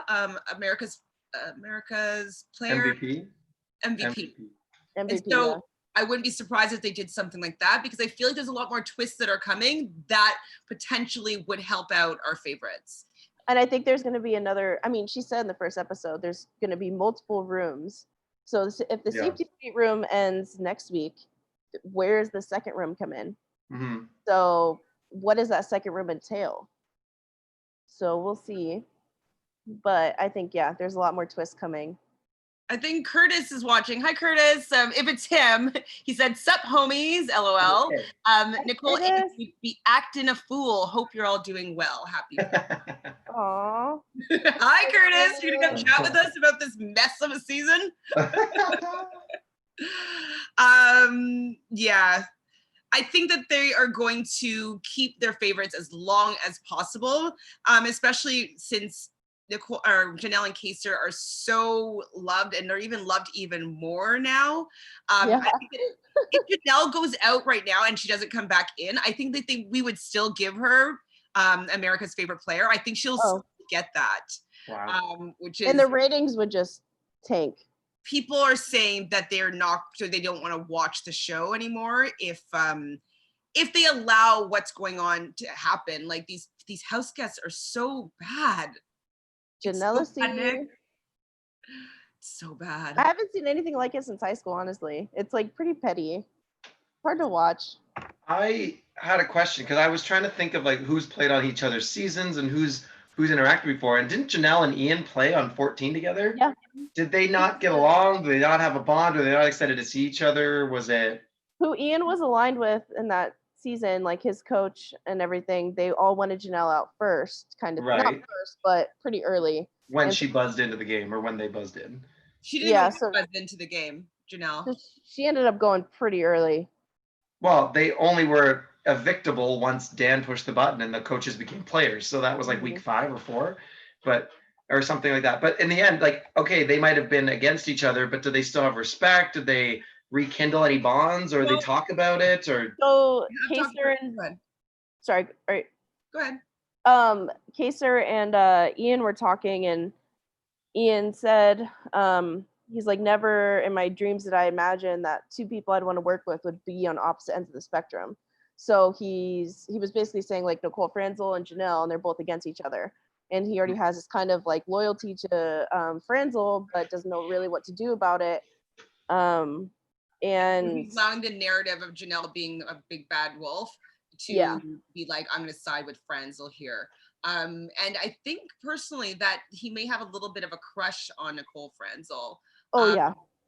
Like he was talking about like seeing her at events and stuff like that and being really excited to meet her. And so I think that he has a little bit of extra warmth towards wanting to work with her and having her like wanting to have him in the game. And then they also have the Millionaires Alliance bond. Mm-hmm. So yeah, there was a few tweets that someone had shared in I think 2016 about how he was like, I just want this so that way Nicole doesn't have to cry anymore, like on TV. And I'm like, oh my god. Mm-hmm. So yeah, he has a little. I think it's a little more motivated than the Millionaires Alliance thing. Yeah. Mm-hmm. I mean, that came about out of sound logic. Though. We're the winners. We should work together, and let's keep each other. Of course. I don't behoove either of them for wanting to work together. I think it's very strong. I think that they have the best chance of winning sitting next to each other. So I get that 100%. I definitely think that's a strong strategy. I agree. I just wish everybody else was like having a little bit more foresight in their game, just to be able to like look like, okay, this is the way things are going. Have I had discussions as to who's going to be going out after like Kaser and Jeanette, like who's the next target after that? Like, why aren't they thinking that far ahead? I know it's week two, but like. And Nicole is so upset about Janelle wanting to split the house. It's like, what happens when they're gone? Yeah. If the house isn't split, then who's at the bottom? Like, come on. And it's just going to be pluck, pluck, pluck, pluck, and you'll have no defense other than winning. No defense other than winning. And Nicole A will be gone before jury. If she stays, she'll still be gone before jury. And well, no, not if she stays. They have a little bit more power. No, I'm saying if she stays, well, right, but I'm saying if, like, hypothetically, if she stays, Janelle and Case are on the block, one of them goes and they really start losing power, she still goes before jury, and then she's kicking herself for not, like, trying to strengthen that and then get other people on their side while she has a chance. So I mean, all of us like strategy more than these players seem to like. And probably have strategy more than these players do. Well, like, I know that Digvon's a fan favorite, but she has zero strategic, like.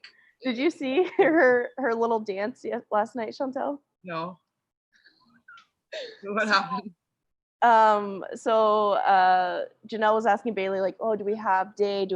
And she's like, you know what Day's gonna do? She's gonna go, like, run around and, like, do her research. That's what Bailey called it. She's gonna do her research and then she'll decide. And then towards the end of the night, Day is the only one, like, in the courtyard, and she's like runs up to the camera and she's like laughing. She's like, I caught her, y'all. I caught her in a lie. Like, I caught all of her lies. Basically, like, talking shit on Janelle. So I'm like, oh. Okay, do you know what the caught in the lie is? And so when Janelle was talking to Davon about the votes that they have, so she thinks she has Christmas, but Davon knows the truth that she doesn't have Christmas. So Janelle's like, we have Christmas, like, we have her, but she doesn't know that she doesn't have her. Right. And she's like, I'm not sure what Memphis is going to do, but I do feel that he would be on our side. Like, he may vote against, but, like, I do feel like he's going to be on our side. And, like, she's kind of, there's all these, like, conflicting, like, but she actually doesn't know. And so that's the lies that Davon said that she is, that's what she's interpreting as lies, is Janelle being unsure of the truth, but feeling as though Memphis would be more of an ally of theirs than an adversary. Okay. So annoying. Well, can we talk about our teams, and now 1 week later, what we feel about our teams and who has the best chances, or who's our star players now? I think, actually, personally, my team is super strong. I have Cody, Danny, Enzo, Kevin, and Tyler. I don't feel like any of them are in super danger, other than maybe Cody. If there is a Kaser Janelle win, I feel like Cody and Nicole Franzel could go on the block there. And so, other than that, though, Danny, I don't think anybody's coming for Danny right now. Maybe the house meeting could change that. House meeting, I mean, it could, for sure. It would be to take that. I mean, I I also took people that I don't care for, because hopefully I'll flip the script of the algorithm, and that, like, my team will lose, which means my favorites will win. Okay. That's my hope too. Enzo, we've already talked about him kind of hiding behind in the shadows, and he's not on anybody's radar right now, and he's likable. So I think that he's playing a similar game to season 12. Exactly. Yeah. And then Kevin, he's just, other than the fact that he's a blabbermouth and is spreading lies, he's not really aligned with anybody. He's pretty much just a vote at this point, and he'll be discarded whenever it's convenient. Probably when they get down to the 6th, he'll be the 7th discarded. And Tyler, I think that he has final twos with a lot of people. He has his parachute, like, he has his Christmas, he has his 4 with Bailey, he has his 6 with the Slick 6. Like, he has some strong groups that I don't think that people are going to be targeting him next. So I love that montage of everyone coming to him, and it was just like, cut to, and then Tyler being like, I got in trouble, and then everyone just coming to him. I was laughing so hard. It's just, I think it's just, that's the kind of player he is. He inspires confidence, and you want to work with him. For people. And Davon's like, and Bailey, I think both of them were like, oh yeah, Tyler doesn't have anybody. I get a clue. Tyler has a little bit of everyone. Meanwhile, Bailey is someone who was trying to work with Tyler. That's the irony there, I think. Yeah. Okay, so I think that my team is pretty good so far. What do you think of your team, Nikki? I was questioning Memphis's approach. I think he was blending in enough. He made that secret 6 with, like, Christmas and Danny, and like the 6 he had. He's got the commission. He's doing well, but I just think his HOH reign has maybe rubbed people the wrong way with his approach to the safety suite. So I was worried about that coming back to him. He also wasn't making anyone feel good with him. So I think anyone could use the thing of like, well, not make him feel good or put him up next week. So who do you think could put him up next week? Anyone who wins HOH that isn't in his group. I think he made Bailey was in the diary room being like, he didn't inspire confidence in me. Nicole's like, I didn't like hearing that. He kind of like scolded Christmas after her safety suite win on Ian, and like he just kind of was making David. He was making everyone feel scared to the point where they agreed to his intimidation tactics to play the safety suite. So I think it was a smart move. I think he could have done it in a better way. But I still think he's not my weakest teammate. So we'll see how he comes out of it this week. Nicole Franzel obviously is well connected. A lot of people seem to not like her, but she has more people in the house standing up for her than maybe going against her at this point. Apparently she has America against her. So, I mean, that could blow up in a random twist kind of thing where America votes. She could be the victim of that in some way. Obviously, I'm happy with Janelle for the exact opposite reason for Nicole. She will get any America votes things, and that could be the little, what's it called, like divine intervention that she might need. I don't usually want to have production intervene, but I think that it has to happen right now because I don't think that the production even likes what's going on. They can't. Like they're just getting bashed. It's so bad. Like it's hard for us to even really make you understand how terribly they're being treated in the house. I believe it. I get a sense of it from the way you're describing it. I'm getting a sense of it. So I'm hoping it shows a lot in the episode tonight and tomorrow, like because it's kind of recent now and it's been going on all week. They kind of have to cover it. So I'm hoping I see a lot of that. But yeah, I think again, I have faith in her competition winnability. I have faith in her for scrounging up a ragtag crew last minute, and hopefully she sees the light that everyone is lying to her, and maybe this house meeting will help her like it might hurt Danny that way. So I haven't lost faith in Janelle yet on my team. Also with Devon, I'm hoping she starts playing better. It sounds like she's not playing well, but I just think like she's likable, and I just like Devon. So I hope that people won't see her as a big threat. But if she's getting caught in these lies, like her and Danny are blending in well, but if they're the ones instigating, people don't want that around. Karen from Rob as a Podcast made a really interesting assessment of her style of gameplay. I'm going to bring it up to you guys. And so he says that she likes solving puzzles. So you can see her like many times on the feed, she's solving puzzles, putting puzzles together, and she likes figuring out the puzzle. So the twin twists, the this, the that. Like she likes to, I'm gonna go around and get all the information and solve the puzzle. But she doesn't seem to know what to do with the information of the solved puzzle. And so that's where the disconnect happens, is she shares that information. It's like, oh, look, guys, I solved this puzzle. But it's like, okay, you solved the puzzle. Now we're gonna use the puzzle against you because like you figured us out or whatever it is. And so she hasn't learned how to use the information that she deciphers in a way that's effective for her strategy and moving forward in the game. I thought it was like pretty bang on. I do like how in her intro she says, I'm good, I see this, I'm known for spotting all these twists or what's going on behind the scenes, but I blab about it, I'm too loud. So I'm hoping she listens to her own assessment of herself. The most out of anybody. Sorry? She talks the most out of anybody. Still? That was her whole sit last night. In her ear and directly runs over to Danny. In her ear and directly over to whomever. Like Kevin. Oh, like she just. What? Maybe she thinks she's gonna be a trusted confidant to like, look, wow, Devon keeps giving me information. Like eventually it's gonna get blown up against her, but like. And then she's also trying to gain more intel from like Tyler by spreading a lie to Tyler to see if it gets back to her. And so the lie didn't get back to her, but the lie got outed as being a lie. And so she didn't get any information about the lie.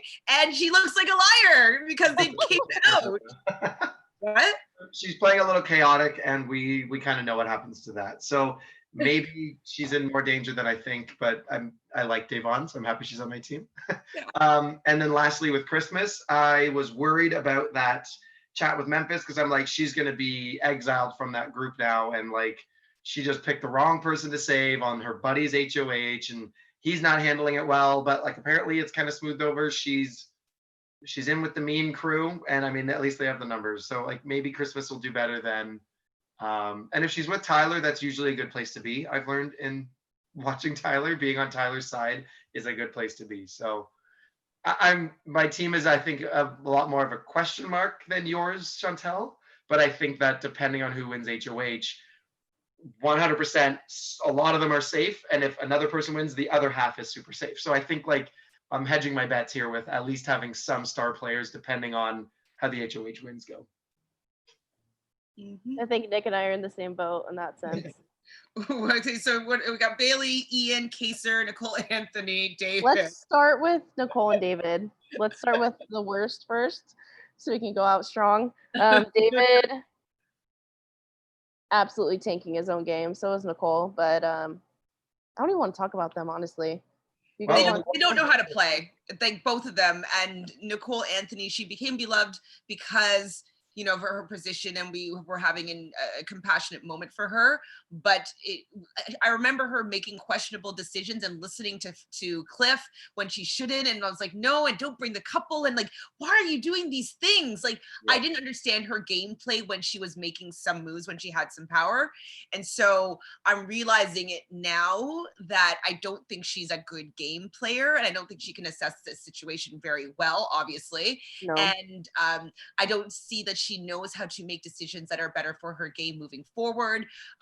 You know, how to have strategy talks with people to be able to like assess things a little more clearly or get more information, or nothing that she's done has put her position in the house in a better standing. Absolutely nothing. And the people that even if they are being shitty to her and they are using her as a number, they still are using her as a number. So why don't you use the information of the fact that they're using as a number and be like, I have these people like, you know, undercover, go and use that information to get yourself some votes, get yourself some, like, take control of it.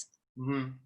So yeah, I just don't think she's a good game player. I definitely do not think that David's a good game player. He has no clue what's going on. He has no clue how to have any chats with people. I don't know if you'll see this on the episode, Nick, but he has a chat with Janelle. This is another chat that got turned around and Janelle looking like a horrible liar.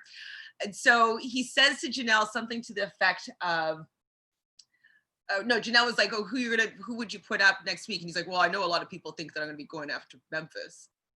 And she's like, okay, well, like, what about me? Like, where do I stand? And he's like, well, what was the wording that he used? Birds of a feather flock together kind of thing. Yeah, but he worded it wrong. Something like guilty by association. And she's like, well, what does that mean? Like a week? And he's like, yeah, like a week. Yeah, like you have a week's safety or something like that, to that effect. And so he basically said that most people will think that he's coming after Memphis and that she's guilty by association by being aligned with Memphis, and that he would basically be giving her a week, maybe grace period. This is what he kind of said in a weird way. And so when Janelle retold it, obviously it was already weird in general. And then Davon goes and asks David what he says. And David's like, well, I said that like we'll work on it week to week. And then he did not say that. He did not say that. And so like Javon's like, oh, she's lying again. And I was like, she didn't lie. He did. And then Memphis hears the same story. And he was like, there's no way that kid would ever say anything like that. And so like, he was like already poo-pooing that as being an option. Be like, you know, why is she lying like this? And I was like, really? So yeah, those two suck. Yeah, bye. Sorry, Nicole, I'm really rooting for you, but you're very bad at this game, and it's really frustrating. The worst. Okay, so let's go with Ian. I have hope for him just based on the conversations that he's had with Kaser and the fact that he said that he doesn't like the way that the game is going so far, which gives me hope. But he could just be saying that. I do think to a fault he will remain attached to the hip with Franzel unless he finds out that she's involved in something bigger than him, which she is on every level you can imagine. How can you prove that though unless you show someone the tapes, right? House meeting. house meeting could work out in that favor in the sense like, you know, if people start calling out alliances and Ian's in none of them except for the Millionaire Club with Franzel. Is Ian in any other alliance that you know of, Chantele? Like solidified? I mean, he kind of had that thing with Christmas for the safety suite. Like, yeah, unofficially, yeah. I don't know if this is something that happened or something that was speculated, but I feel like Franzel might have said to him, like, can I pull you in? Like, I want to pull you in or something like that. And that's what tipped Ian off, that there may be something that Franzel's involved in that he is not. And so she has mentioned to him, if I'm not mistaken, to be pulled into something. Okay. Well, yeah. See, I don't know. I think if Ian is as smart as I think he is, if that was me personally, I would be like, okay, I'm not her first priority. She's not pulling me into everything that she's privy to, you know. So maybe hopefully an HOH could change the whole course of the game, because he would go after Kaiser and Janelle. He would? Absolutely. You think? Really? Yeah, he's already in the backyard yesterday. He was just bitching about Janelle lying because like that whole thing came out that she was laughing at him breaking up the relationship between Nicole Franzel and whatever, and so she's public enemy number one for him as well. And he did say that he would put them up if he were to win head of household. Whether that changed, if that were to happen, who knows? But at this point, whether it is to appease the masses or not, he's saying that that's what he would do. Okay. So Ian sucks too. So what about Kaiser? I mean, of course I want them to do well. They need the house to split in order to have a chance. Yeah. And for the season, I think to have a chance, because it's just bad. It's bad. No one that's watching is going to be happy if it's going the way that I think it's going to go. So bad. I just want people to want to play, like laying low and being just safe and not splitting the house and not doing all this. It's like, what is Big Brother about? Just like getting the majority and then picking off like the least favorites until like, I don't know. I mean, I guess it's kind of how our season went, Nick. But what, Brazil? What was that? I said that's kind of how Nick and mine season went, but it's our season too, but like it's kind of more of a Survivor thing when it's only a numbers game. And we always find the most interesting seasons are the one where there's two sides that are going head to head. That's why Andrew's always like, he loves season 2 because there was like, you know, two houses that were fighting against each other. There was always a very clear divide. And if I was in the bottom, I would be like wanting to have the split, because the split means that I have more of a chance of going further. Like instead of being 9th, I might be 7th. You know what I mean? Like it's just an opportunity to go better, because once big targets are out and you haven't split the house, you are going to go out sooner. So it's just really, I'm really hoping that Kaiser can, you know, get out of his tunnel vision of like, they need to maybe look at Tyler, maybe look at, you know, remolding the relationship with Tyler and bringing him in again and stuff like that. Like I think that they've forgotten all the people that they think are in that core 4 as people that may be willing to work with them. I think he needs to start nurturing other people. So, but I have hopes for him. If they win power, I can be more excited about their gameplay. But if they do not win power, I just don't see anything else happening but them going back to back. I agree. It's or Janelle goes that one of Bailey and Devon, and then maybe Devon or Kaiser. Like I think they'd break up the pairs first. Yeah.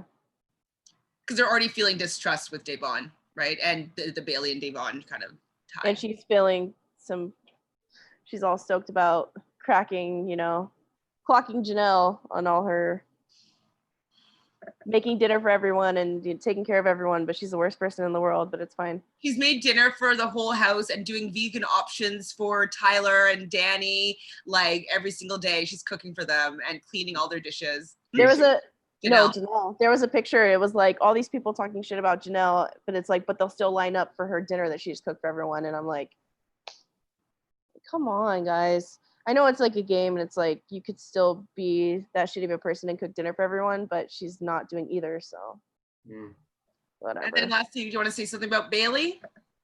Baby. I don't. It's hard. It's hard to feel as solid as I did about her last week that I do this week, just because of I think that her loyalties do lie with Janelle. And I think that might be a sinking ship. I hope it's not, but it might be. And the fact that her and Cody had that little tiff about you're not telling me things, you're not telling me things. So I think once this week, like whoever wins HOH this week, Bailey's gonna go with that side. So I think if it's Janelle or Kaser, or I would say Ian, but maybe not. But I think that will determine kind of where Bailey goes, and I think she'll stay loyal to that side until the end for her. Yeah. But I was kind of hoping she would be like involved in a little bit more, but I don't know, it's really bothering me that they're just kind of viewing Davon and Bailey as like side pieces and kind of waiting to bring them in when they need them, versus like I thought that they were going to be involved in like every conversation that they were last week, and that's kind of turning out to not be the case. So I'm still rooting for both of them with everything I have in me, but I mean, I think the problem for the both of them is that they share information with the wrong people. They don't use strategy and what information that they carry to certain people. And so they don't look trustworthy in what information can be told to them. And then with Davon lying about things and people knowing that they are, each other's number ones already, I just think that's all kind of dangerous for people that are scared of major duos that are like they're going to take each other to the end. So people already know that, and I think that it's a problem that people already know that. They need to zip it up a little bit. I agree. I think one more so than Bailey. Sorry, Nick. Just after hearing all this, I think my assessment for who has the best chance moving forward, at least for the next few weeks, is Cody. Like no one's saying anything bad about Cody. A lot of people are working with him, and it sounds like no one's really going after him. Kevin said he was if he survived this week, and now apparently he's not anymore. Everybody's going for Janelle. It seems like Cody's doing great because he has fine. Memphis is pretty fine. Good. Like the only person that I think that everybody could be convinced to put up Jacer. And so there's lots of scary duos in the house, but a lot of them are kind of staying invisible while a few others are in the spotlight. So. Yeah, I think just because it's so easy to attack Janelle and Kaser that people are just jumping on that bandwagon, and they're not really thinking of their longevity in the game. They are really dealing about it week to week instead of really patting themselves for the weeks moving forward. Like these are Allstars. Pat yourself, get yourself, you need to be good with every single person and knowing what they're going to do next week and the week after. So if this person, that's what me and all of us do is we're like, okay, what would happen if this person's the nominee? Okay, that's what this person would do. And that's what we are all figuring out every single potential option and making sure that we're good with every single one of these people. And we would never just rely on our big alliance to get us through the next round. I mean, we're usually at the top of them, but we still would have outs if anybody won, for the most part. Oh, 100%. And I think the house meeting could possibly work in our favor in regards to who we want to see helping our underdogs. Yeah. So a reality check to people who are maybe thinking they're running the house. Right. So let's fingers crossed for this house meeting via Nicole. My God. We'll find out tonight, probably. Yeah, tonight or tomorrow. Yeah. Nothing to lose. Nothing to lose.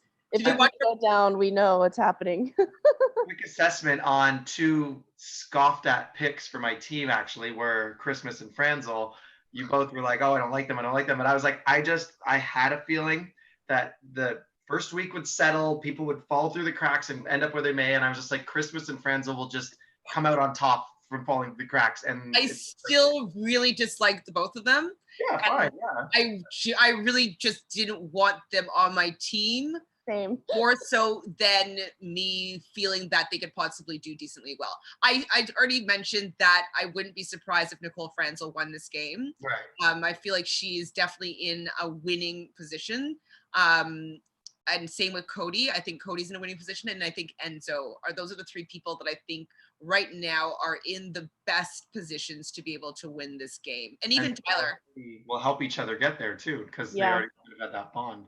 No, So, I think they're solid picks. It's just not someone that I could stomach rooting for. I just don't want to be the first one to lose all my teammates. Like, It's I don't no, want no, I Are don't you think kidding so. me? I think this season, you know? I have Nicole, A, and David. Let's go. you've got Kaser. And Kaser and Ian, like, come on. So Ian might go decently far. Ian will at least get to jury. We'll call my team America's favorite players. Yeah. From David and Nicole, A, and then Definitely Nick and myself have the most chance of having most players go the furthest. I'd Yeah, say. absolutely. No, When I looked at your guys' players, like after we drafted, I was like, oh my god, here we go. My heart definitely outweighed my head, but I'm okay with it. I'll take it.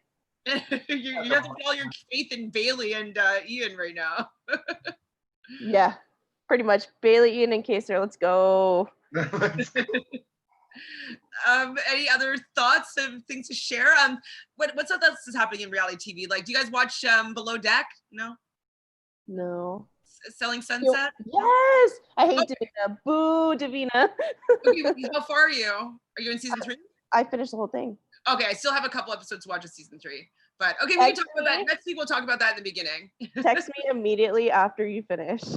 I've already really yeah. I hope that anyways, I'm interested in seeing what you have to say about Selling Sunset. Shoot. Kind of Text me the second you finish. You're gonna die. I totally will. Anything else from you, Nick? What else is going on in reality TV world? Nothing really. I mean, I basically just watch Big Brother, so. It's the most important thing on TV. Well, anything else Big Brother wise you're curious about, or you want to know anything about, or whatnot? Not really. I guess I want to start watching some feeds, but I don't want them to be spoilery. So I'll give you there's this a YouTube channel called Scenarios 2, and he kind of puts together little snippets of important conversations. I don't think that he's ever really spoiled anything, and he would maybe write in the trailer like veto result if it would be the veto result. I feel like he'd be I just don't know if he's ever really had spoilers in anything. But so I'll send you that, and it's like 2 to 4 minute clips of things that are important conversations that are happening in the house. That maybe haven't been touched on in the episode, or still might. Like, does he release it in real time, or will he do it like at the end of the week? Like the same day. Like it happened an hour ago, and you'll see the clip. Like I just got a clip that popped up that says that's way more up my alley. That's emotional. Pardon? That's way more up my alley. Like, yeah. I hate sports. I would never watch sports. But if you give me like the highlights, the cool shots of the cool goals, I'll still watch like a 4-minute video of like wicked touchdowns or slap shots or sports terms, you know? I'd still watch that. I love you, Nick. Okay, I'll share that with you because there is, I think that you would appreciate more getting involved in the psychology that's going on behind the scenes. I don't feel as though the episodes give enough attention to everything that's going on in the house. You know, there's been 4 days worth of activity, and you're going to get, a 45-minute episode. And a lot of it is diary rooms too, because that's where the diary rooms can only be shown is on the episodes. I mean, I watched basically the show for the diary rooms. Yeah, exactly. Just to see like what's actually going on in their head. So I'm going to share that with you so you can kind of pick and choose what you want to get more informed about. I'm interested to hear what you have to say when you hear how terrible they are to Janelle. Oh my God. Oh, it's bad. If there's one person I'm not worried about getting bullied, it's Janelle though. Like, she's been on the bottom a lot of seasons, always has a redemption story, or can at least keep her head held high. So like, as much as it sucks and I don't want it to happen to her, I think that she won't crumble from it. And I think I don't think she'll crumble at all. But when you're watching the feeds and like you switch to one channel and they're bashing her, and then you switch to another channel and they're bashing her, and it's just kind of like, okay, I'm not gonna watch this. I basically put on Twitter like, when they stop bashing Janelle, like let me know what's going on. Like I follow the Twitter feeds more so because sometimes it's just really, really disheartening to hear how they're speaking about her. But I don't know. Right. You bash people when you're afraid of them, and I think that's what's happening. Yeah. So that's all I got for you guys then. Thanks for hanging out with me. Hi, Nala. Superstar. And if you want to follow us, where do you want to follow yourself, Nick? On, say, Instagram. Yeah, I mean, I don't post much, but I'm always there. But I'm at nick.rovers on Instagram or just Nick Rovers on Facebook. Perfect. And Brazil, people want to find you? At Baby Zill on Instagram or Brazil Del Brocco on Facebook. Perfect. And me, you'll find me at ShanFranFran or at Reality Realness with 3 S's, and on Twitter at Shan___Fran or Reality Realness with 3 S's and no E. I know it's complicated, but you can find me. Please make sure you subscribe right down below. Hit the like button if you like what we're talking about. If you have any ideas of things that you want us to talk about, especially on Wednesdays, we kind of are just shooting the shit about the season and the episode and any things that are going on. So it's pretty open to what we're willing to discuss. So please leave in the comments. Pardon? And to dissect. I love getting into like hearing this stuff from your angle, because you'll bring this important stuff to me and I'm like, ooh, I didn't know that. Like, I want to hear more. It is very, I do find this is very interesting because I'm just like, no, you don't understand what's happening. It's kind of fun. And yes, ring that bell so every time we have a new episode, you'll be notified. So with that, I guess we'll see you soon. Bye, guys. Next week. Bye. Bye. Bye, everyone. Bye.